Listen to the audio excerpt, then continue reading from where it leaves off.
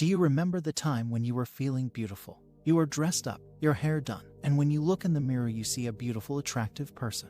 On that day, people are most likely to compliment your appearance more because you feel yourself being beautiful. When you're flirting with someone and you feel yourself being charming, at the same time, that person is being impressed by you since they're only mirroring your feelings about yourself and what you're doing. Another example is, let's just say you're going through a breakup and you're trying to get them back. Since you're trying to get them back out of lack and desperation, you're feeling the opposite of being desirable, wanted, pursued, and loved. Now that person has to do anything to prove to you that you're being desperate, pulling themselves back, going into no contact, 3P, etc. If you're in contact with them, how are you feeling about yourself? Feel into being. Do you feel desirable? Well, if you are, that person has no chance but to reflect you that you're desired. Change your conception of yourself and you will automatically change the world in which you live. Do not try to change people. They are only messengers telling you who you are. Revalue yourself and they will confirm the change. Neville Goddard. From my own experience, as a person who struggles with constantly being afraid of gaining weight,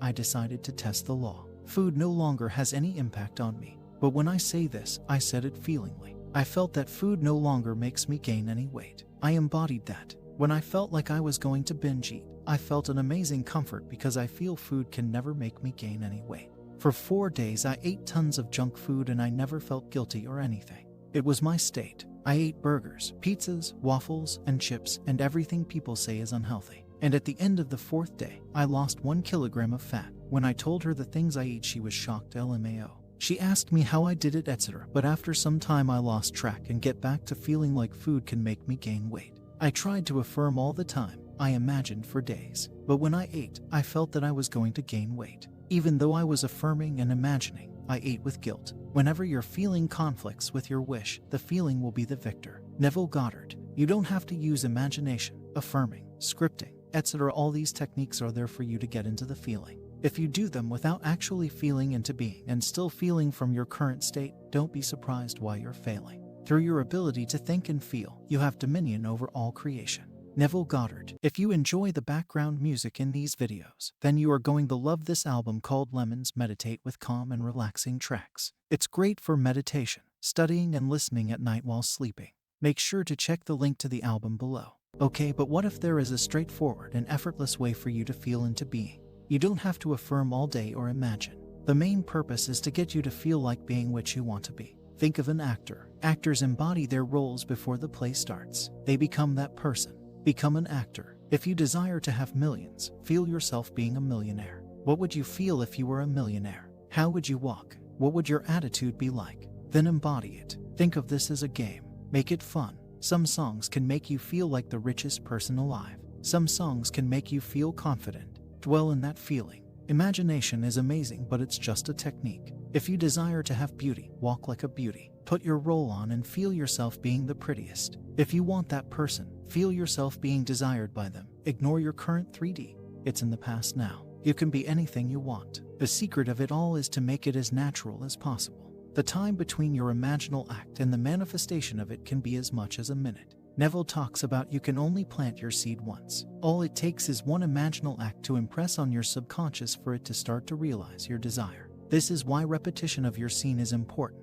This is how it becomes natural to you. Something I've observed from Neville's lectures and what people's experiences have been that their desire materialized once they did the scene enough times and they got tired of doing it. Maybe you cannot visualize your scene fine. Ask someone that is close to you to tell you that you have what you are desiring. Then record it on your phone and play it over and over again until you can get the tone of that person's voice in your imagination. You don't even have to see them. I listened to a lecture where Neville talked about a blind girl that could not even see. She used to touch and feel. When Neville talks about feeling, I think the most important feeling is the feeling of the car or house, as in touching it. Yes, the emotion of having it is important, but is all about the naturalness of having it. In closing, I want everyone to realize you are not attracting anything in your life, you are becoming what you want.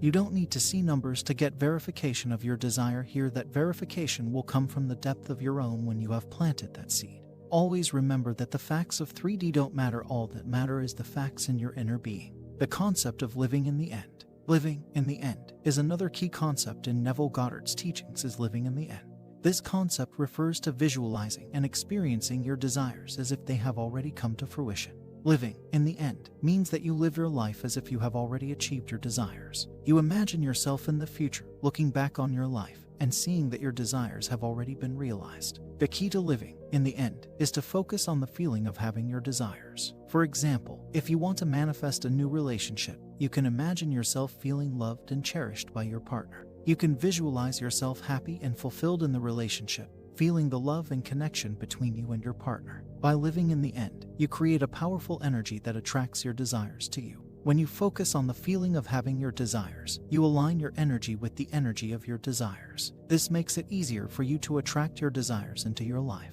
Living in the end also helps to release attachment to the outcome.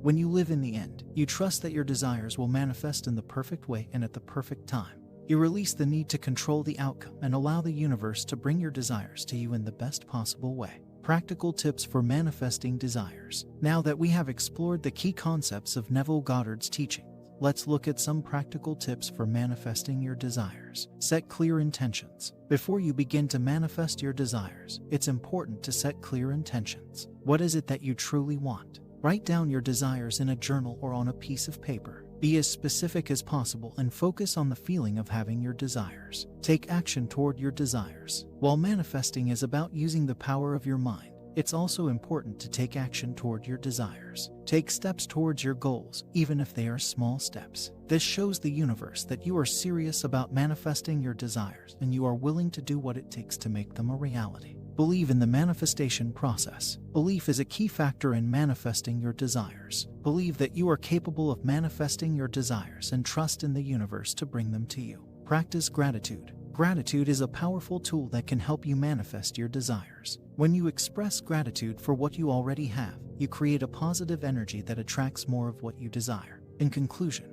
the manifesting secrets of Neville Goddard are powerful tools that can help you to manifest your desires. The law of assumption, the power of imagination, living in the end, and practical tips for manifesting can help you to align your energy with the energy of your desires. Remember, the key to manifesting your desires is to focus on the feeling of having your desires. When you focus on the feeling, you align your energy with the energy of your desires, making it easier for them to manifest in your life. Thank you for watching this video on the manifesting secrets of Neville Goddard. I hope that this video has been helpful to you, and I encourage you to continue to explore the teachings of Neville Goddard to manifest your desires.